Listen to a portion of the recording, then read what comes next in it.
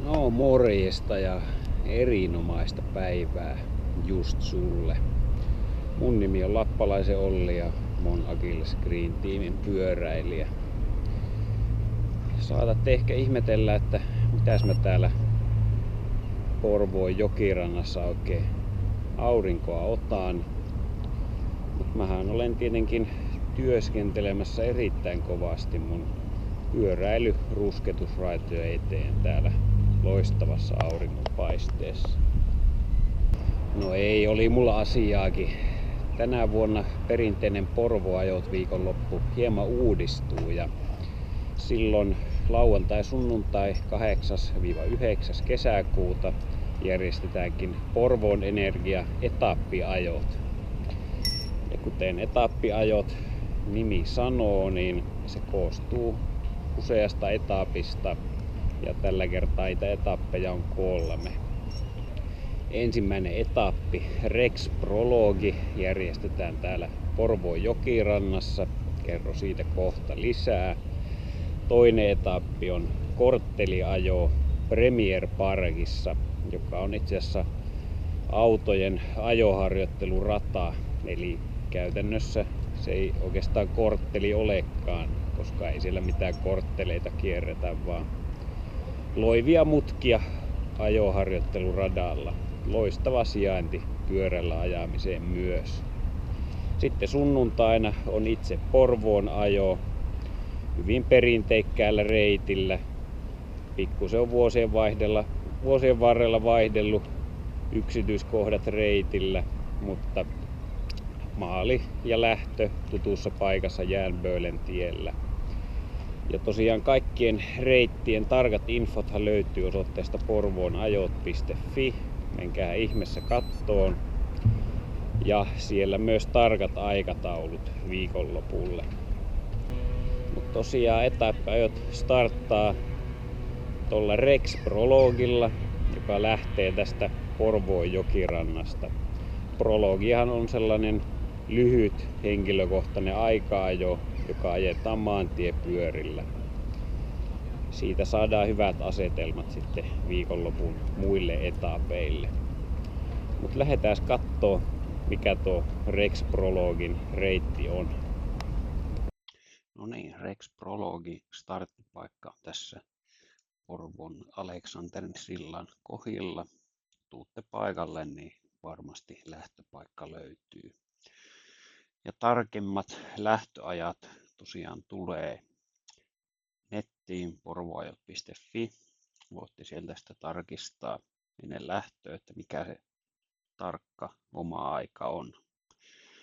Prologi on tosiaan henkilökohtainen aika-ajo, eli yksitellen jokainen ajaja ajaa reitin läpi.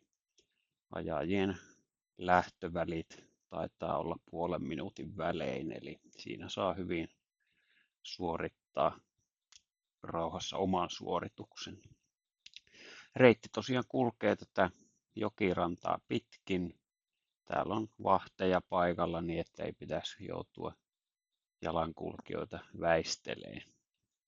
Tässä Mannerheimin sillalla tuon portin pitäisi olla auki sitten kisapäivänä, ettei tarvitse mennä tuosta pienestä välistä niin kuin tässä videolla mentiin. Sitten saavutaankin tähän suomalaiseen kulttuurimaisemaan, eli oikealla voi ajaessa ihailla Porvoon ranta-aittoja, jonka jälkeen näkyykin vanhaa kaupunkia ja Porvoon vanhaa kirkkoa. Sitten aletaankin kaartaan loivasti vasemmalle kohti Porvoon vanhaa juna-asemaa. Prologi tosiaan ajetaan maantiepyörillä.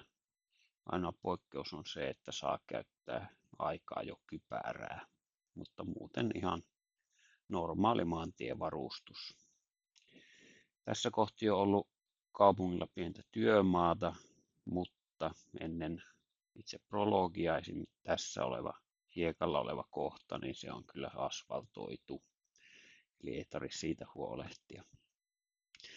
Tästä käännytään oikealle vanhan juna-aseman ohi ja jatketaan kohti kääntöpaikkaa. Tässä semmoinen huomioon otettava asia on, että ylitetään junaraiteet tässä kohti, eli siitä huolellisesti yli näin ja päästäänkin sitten pitkälle suoralle. Tässä on sitten pitkää suoraa ja hieman videotakin nopeutin. Tässä vaan päätä alas ja tiukkaa ajoa, mahdollisimman lujaa. Tämän suoran päässä tie alkaa sitten pikkusen nousta ylöspäin, mikä tarkoittaa, että ollaan tulossa sitten kääntöpaikalle. Kääntöpaikka sitten näkyy varmasti selkeästi ja siitä sitten tehdään U-käännös takaspäin. Tässä kohti matkaa pitäisi olla semmoinen 2 kilometriä taitettu. Eli prologin mitta on yhteensä sen noin 4 kilometriä. Näin lähdettiin takaspäin ja tähän pieneen alamäkeen saa tietenkin hyvät vauhdit sitten tähän pitkälle suoralle. Tässä ei paljon tarvitse tosiaan muuta miettiä, kun laittaa mahdollisimman paljon tehoa polkimiin ja ei kun eteenpäin. Sitten saavutaankin takaisin tähän vanhalle juna-asemalle. Tässä semmoinen asia pitää huomioida, että kun tullaan tähän seuraavaan risteykseen, niin liikenteen jakaja täytyy mennä täältä oikealta puolelta. Eli tässä on semmoinen suht tiukka käännös reitillä. Ja tosiaan etappiajoissa kokonaisaika on se, mikä ratkaisee. Porvooajojen nettisivulta löytyy tarkat säännöt. Esimerkiksi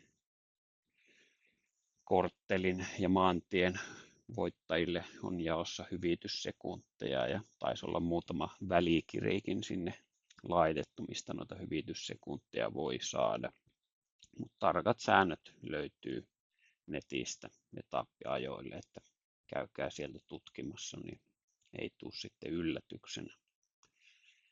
Tässä alkaakin sitten jo käytännössä prologin loppusuora häämöttään. Hirveästi ei pitäisi olla enää jaloissa bensaa, että kaikki pitäisi olla käytettynä, kun maaliviivan tässä ihan näillä main tulee ylitettyä. Sellainen oli tämä prologin reitti. No niin, sellainen oli Porvoon Energia-etappiajojen starttaava Rex-prologi. Tiukkaa menoa muutaman minuutin ajan. Siinä ei tarvitse paljon miettiä muuta kuin ajaa vaan niin lujaa kuin mahdollista.